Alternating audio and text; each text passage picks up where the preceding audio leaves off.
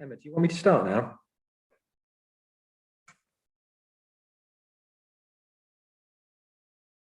Hi, Bruce, that'd be great. Thank you. Okay, brilliant. Well, good evening, everybody. I'd like to thank you all for coming to the launch of this wonderful book, A Creative Curriculum for All. And of course, a huge thank you to Emma for organising this launch and struggling with illness while she's doing it as well. It's extremely commendable.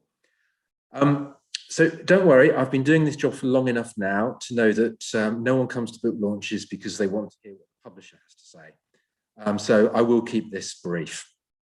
Emma has more than 20 years of rich experience in education, teaching in a variety of settings. She's worked in inner city middle schools, teaching children from the ages of 9 to 13, and in primary schools with 5 to 11-year-olds. She's also worked at an independent Montessori school, at a village primary school where she took on the roles of deputy head and curriculum leader, and as an Ofsted inspector evaluating the work of others. And I think that all that wealth of experience has gone into this book. Emma has also been a long-time collaborator with me and with Routledge as a hugely valued teacher reviewer since 2008. For 13 years or more, she's provided me with a valuable practitioner perspective on new book proposals we receive that are aimed at teachers. She once told me that she had saved up all of the modest fees we paid her for reviews and that it had made a really useful contribution to her wedding. And I genuinely can't think of a nicer way to spend my editorial budget than that. After reviewing so many book projects from other people, I was absolutely delighted when a couple of years ago, Emma said that she had an idea for a book herself. In my correspondence with Emma during the writing of this book, I've always encouraged her to be bold, to write from the heart as well as the head, and to keep the reader's needs to the forefront of her thinking. I'm delighted to say that she's managed all these things and much more with great composure, skill and finesse, and has written a book that she can be rightly proud of. And finally, I'd like to leave the last word to Pi Corbett, one of our finest education writers and storytellers, who said of Emma's book, "If education does not hold creative thinking at its heart, then schools become heartless places, because creativity is central to living a worthwhile and positive life. This book will unlock doors for many who believe in creativity, but are uncertain how to proceed." And I think that is a precious and valuable thing. Emma, from everyone at Routledge, I congratulate you on publication of such a fine book. Well done.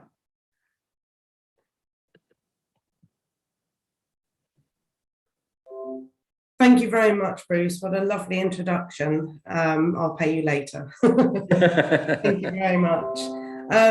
What I'd like to do now then is just to share with you a very short presentation, a bit about creativity, actually. So I'm going to attempt to share my screen with you and hope that this works.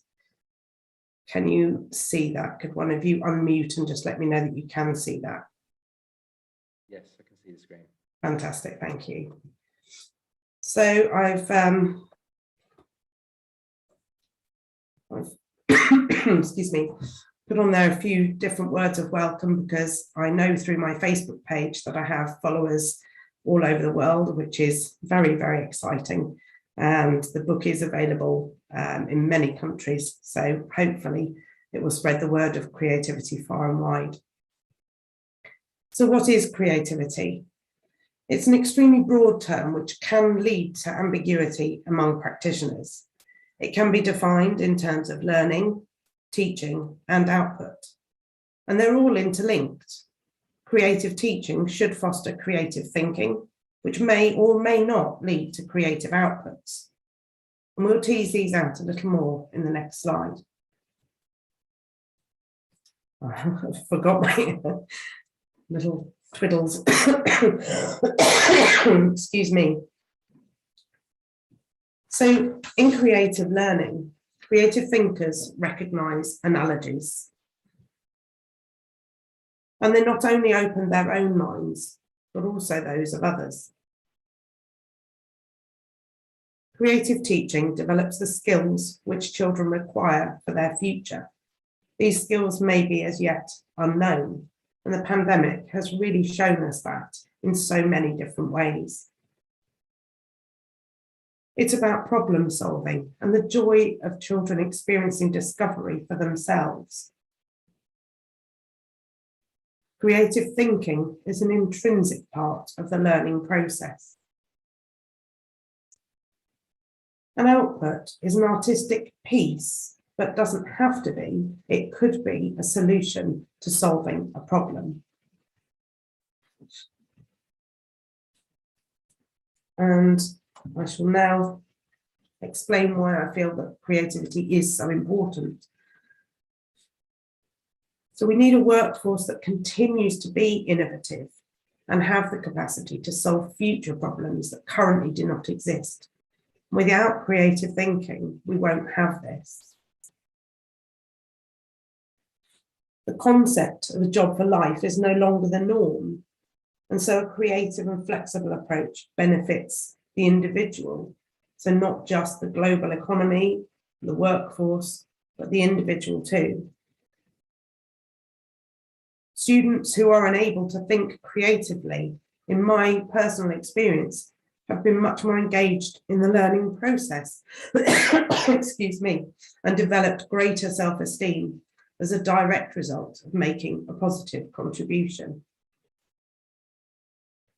I now have, I'm going to just link to this fantastic clip, if I can find it. Bear with me. This is where the technology needs to be there. Bear with me, I'm trying to find the clip. And I will share this with you.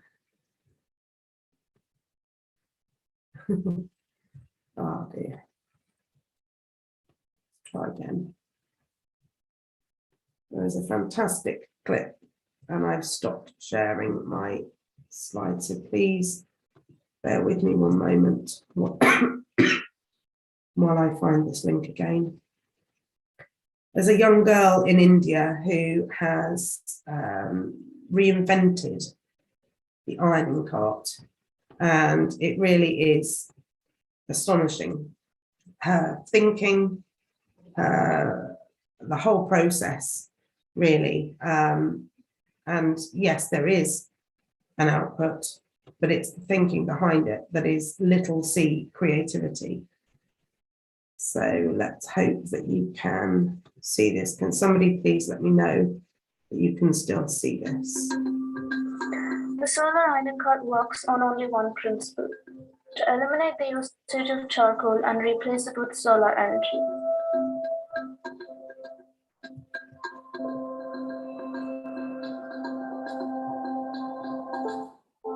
Not seeing a video, Emma. Just seeing a still photo of the young girl. Thank you. I'm just going to stop sharing for one moment, and then I will reshare.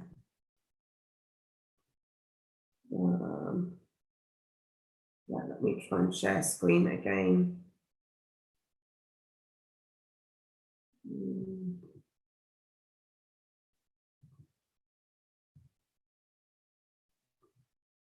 Try that once more.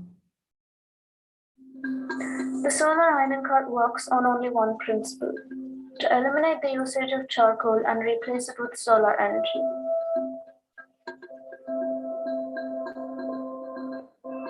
That's working now.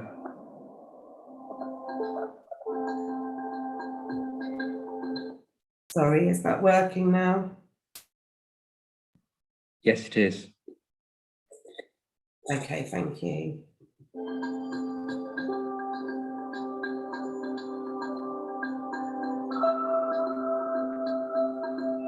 I saw the ironing vendors in my street using charcoal, so I decided that I would do some research on the topic. And what shocked me is that charcoal causes deforestation, air pollution, and even climate change.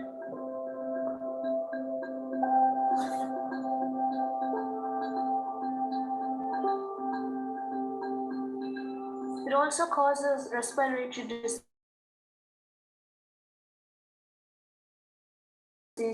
So I decided science to come up with a solution.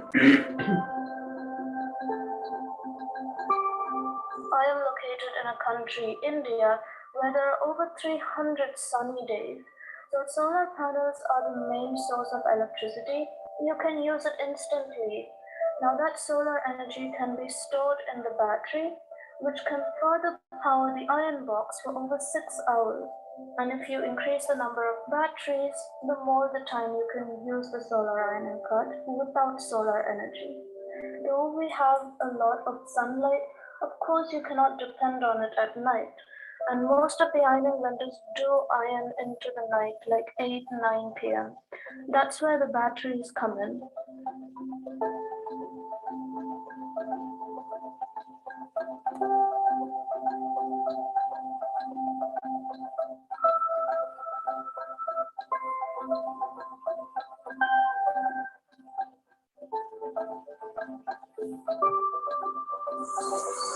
Now there's just one last feature, a very loud horn to let you know that the ironing vendor is now in your street.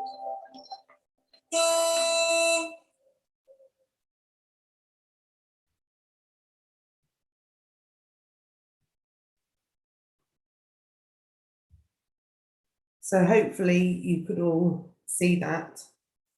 And that to me symbolises little C creativity, which Anna Craft coined. She's a heroine of mine, actually, sadly no longer with us, but her work is reflected in my book also.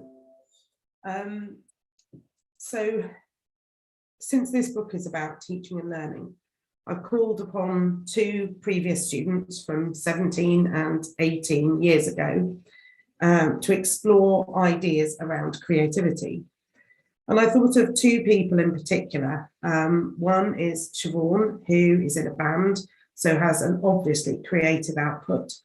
And the other is Stephen, who's a mathematician, statistician, who's perhaps less obviously in the creative realms. So I've spoken to both of them and they're going to answer a few questions for me this evening. So I'd like to start, Siobhan, with you. If you could come on and share your video, please. Hi. Hi, thank you.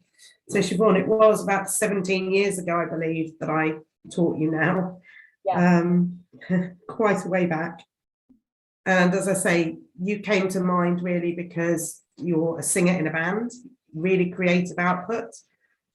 But when we got talking, we realised there's actually a lot more in the way that you use creativity beyond the band. So we'll start with those questions now. Then I wanted you to tell everybody, how do you define creativity? I think creativity is something that is innately in everyone, so it can be defined differently for each person. It's sort of each person's spin on things. It's our creativity is what makes us individual. I think something that's integral to creativity for everyone really is play, and being able to explore your creativity and your ideas without fear of judgment from other people, but also from yourself. I think that's something that's really honed in on in sort of foundation learning stage at schools, and definitely in primary school as a whole. And I mean, I personally think it should be encouraged more into adulthood as well. Absolutely. Okay, thank you. And what aspects of learning did you enjoy in primary school in particular? I think I enjoyed the opportunities we were given to look for the answers ourselves, rather than being given a prescribed response. Yeah, you mentioned it in your slide actually, that the option to explore and grow your own ideas.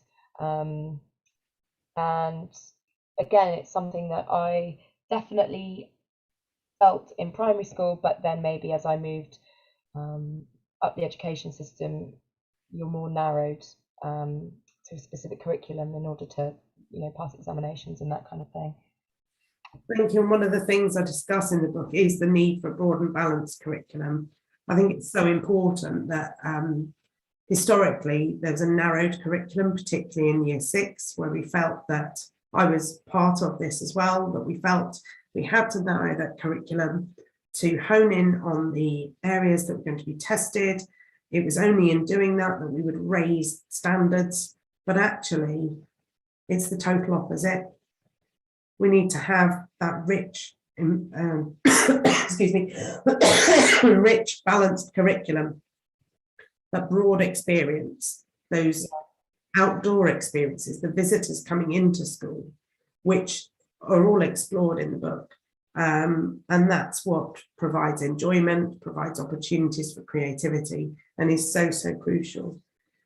So, excuse me, I'm sorry. How is creative thought important in your work? Because not only are you in the band, but you also work within insurance, which wouldn't necessarily be classed as creative by many people. So talk about that. Yeah, no, definitely. And I mean, before I worked there, I would have thought the same. I wouldn't have thought it was creative. But working in the compliance team at the moment, I'm lucky to have a really open-minded boss who really actively encourages innovation. So whilst creating procedures for the business, generally that's a 50-page written document that everyone has to try and trawl through and probably skips a few pages here and there. And so we've been thinking about ways to upgrade that and make it more accessible, thinking about developing videos and podcast versions to enable them to keep up with today's busy lifestyle and the kind of variety of media that we consume and enjoy day to day. I think, jobs I've had in the past in similar settings have been very much, you come in, you're told what to do, and creativity is almost frowned upon. You aren't encouraged to sort of think independently almost. And I think when that happens, we lose the joy that freedom of creativity can bring. And I think whilst you might not recognize yourself as a creative, in the previous roles, I thought, well, it just isn't a creative role, so that's why I'm not being given that space. And I think that happens a lot. People think of themselves as not being creative, but it's just because they've not been given the opportunity or it's not been celebrated. And I think that has a really negative impact on self-esteem. Going back to sort of what I was saying about the definition of creativity, if it's innately us and it's our spin on things and that's suppressed by people, then it just means that you end up lacking self-esteem, I think, which is a real difficult thing and a difficult place to be in. Thank you very much. So creative thought really is integral to mental health and well-being, really, isn't it? Yeah, I think so, definitely. I mean, definitely for myself, and yeah. Thank you. So you also work in the creative arts, being a singer with the Dutty Moonshine Big Band, who I have seen live and are absolutely fantastic. So just a bit of a plug for you there. How does creativity impact the process, which leads to an obviously creative outcome?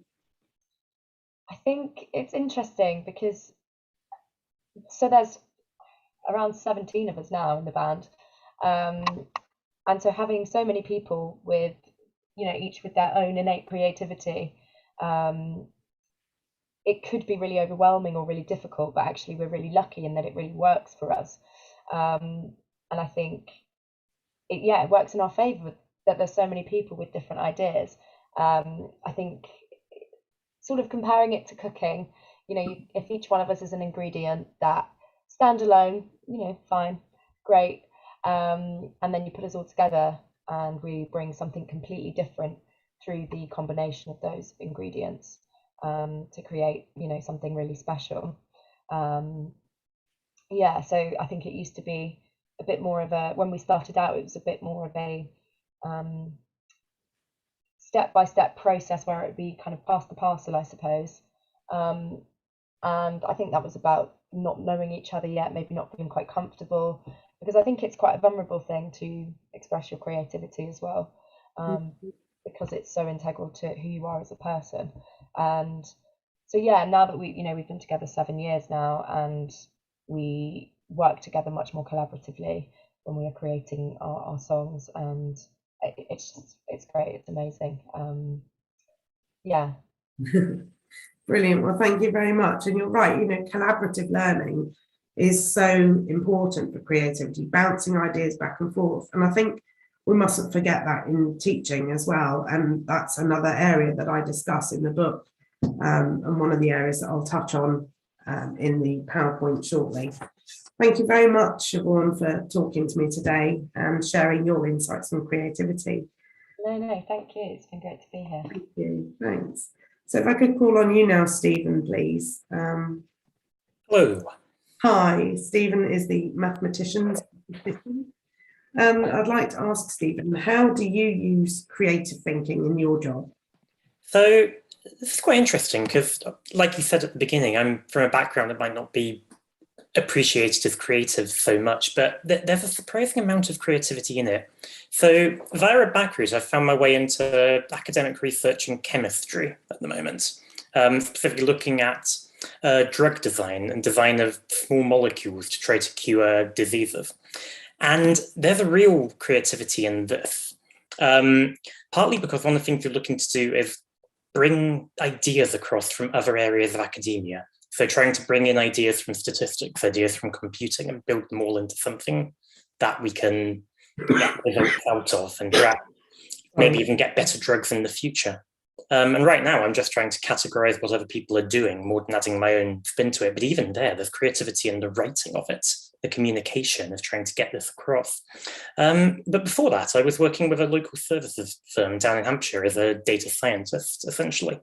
And this brings in something else, because there's an interesting creativity, I think, to coding and programming, which is something that isn't always appreciated. Obviously, programming quite often be viewed as something logical and structured, and this isn't wrong, but there's a kind of creativity in visualizing how do I get from the tools I have on the one hand to the problem I want to solve? What's the route from A to B? And the planning of the route is kind of a creative process in its own right. And a lot of my code wasn't particularly natural, done in the most obvious way. And sometimes people weren't entirely convinced they understood it. But eventually I believed that it worked because the results were undeniable. Essentially, if you've got something, you know if it worked, you get results out. And if you test them on a problem where you know what the answer should be before you apply it to your new problem, you can find out if it's behaving how you expected it to. So yeah, I think there's a real creativity in that process of trying to plan the route from the tools you have to the result you want to get. Thank you, Stephen. What are your thoughts on making links between subjects in the school curriculum? Yeah, I think this is something that's really important. I've already touched on the idea of trying to bring ideas from statistics and computing into chemistry and medicine for improving on results. And this is a really big thing that's happening right now, particularly with the growth of machine learning. The idea of teaching a computer to think like a human, but do it faster and more efficiently, to compute things you wouldn't have time to as just a human researcher. And machine learning, at its essence, is basically just statistics dealt up a notch with powerful computing and techniques we might not have looked at. So to bring things across from those areas into applications where they can make a real difference is very important. And those links between subjects are almost as important. Making sure that those links are well understood and well developed is almost as important as any individual area of research, I would argue. Thank you. And I talk a lot about cross-curricular links and thematic learning, and there are different terms for it, but I think that's so crucial to creativity is making the links and making the connections. Yeah, definitely. 18 years ago, Stephen, you were a student in my class. Yeah. How many lessons do you recall which stood out for you? Yeah, there are. And honestly, I'm amazed I remember these after 18 years, but it kind of shows the power of doing something different and that breaks the traditional mold of just being in a classroom, as important as classroom-based lessons are. The ones that stood in my head, the first one I remember is there's a lesson we did about sound. And this was something you did where, so it was in 3 parts. There was a drum with rice in it. And when you hit it, it's vibrated. And this was to show how sound and vibrations are linked. And then the second stage was a slinky toy on a set of steps. Showing how waves moved and how this was related to the vibrations that we'd seen in the previous stage. But the bit that really stuck in my mind was the idea of how sound moves between particles. And this was demonstrated by domino races. There were 4 separate domino races with dominoes at different distances, lots of dominoes close together, and you push one over and it goes very fast, and that's like sound moving through a solid. And then dominoes a little bit further apart runs a bit slower, sound moving through a liquid. Then a little bit further apart again, but still far enough to move, sound moving through a gas because the molecules are further apart. And then the 4th one was a vacuum. And the distance between dominoes was so big that when you push it over, nothing happens because the sound can't move through a vacuum. And this is, to me, quite an unintuitive idea even now, because we're so used to hearing sounds through the air, through a gas. The idea that sound actually moves faster through solids and liquids is something that takes some getting your head around, I think. And the idea of seeing it shown by dominoes, it really stuck in my mind and helped me to remember this thing that I might not have managed otherwise. The other one I remember, which was really interesting, was about food webs. So this was done with the whole class stood outside in the playground in a circle, and we each represented a different creature in a food web, with a ball of wool in the middle being passed around to show links between different creatures and where their nutrients go to when they're eaten or they die. And then we asked, okay, what if we take some of the creatures out? What effect does this have on the web? And we removed the string and killed off each creature that might be affected by the changes we've made, until at the end only the sun was left. Everything else had died out because of the removal of a few creatures low in the food chain. It was really interesting.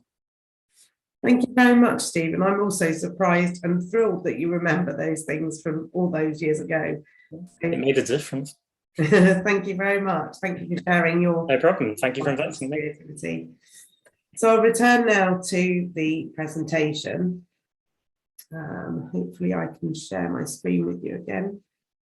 This is testing my thought processes whilst feeling slightly under the weather. Okay, so just to look at how can I foster creativity.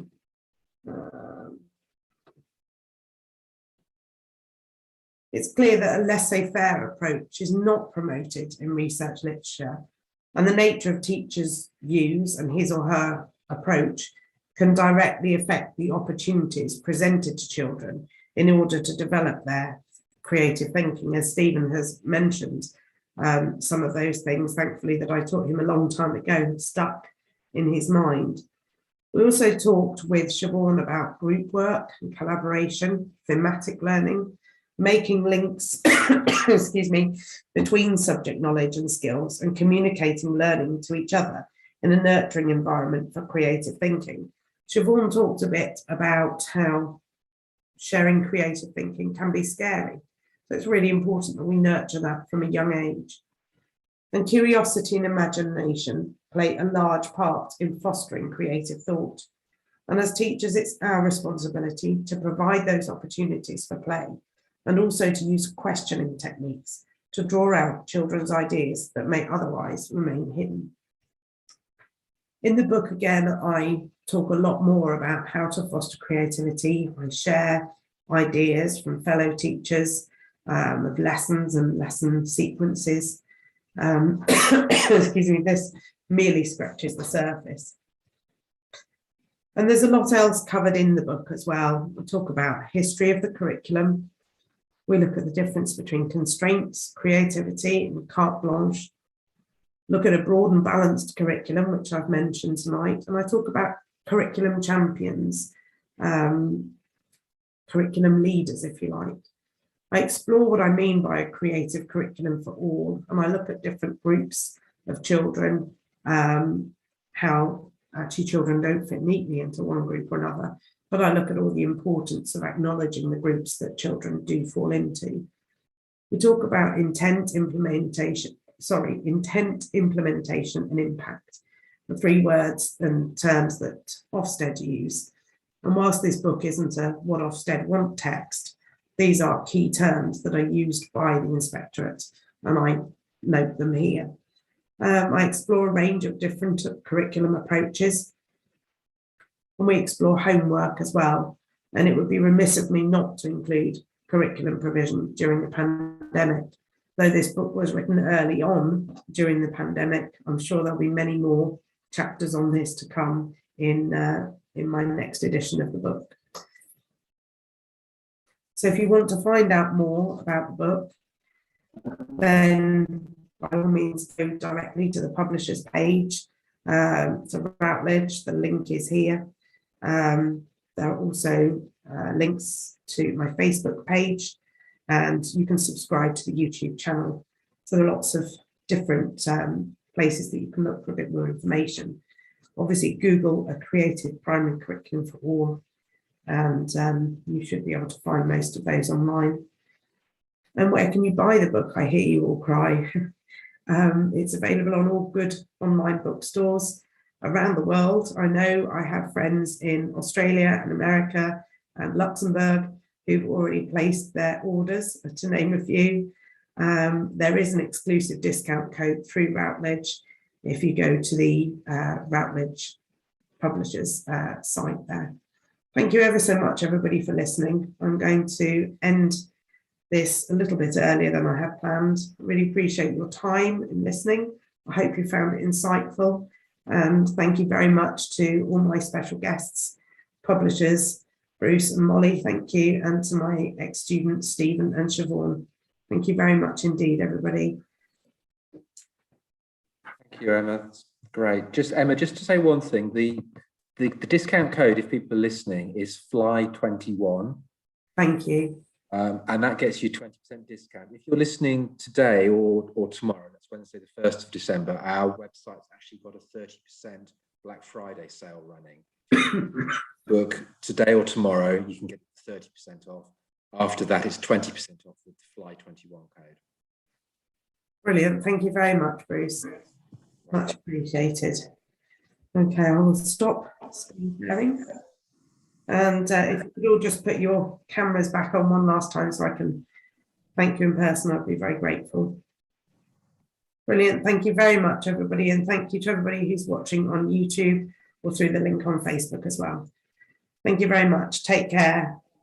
Thanks, Emma. You take care too. Okay, bye. Thank you. Bye.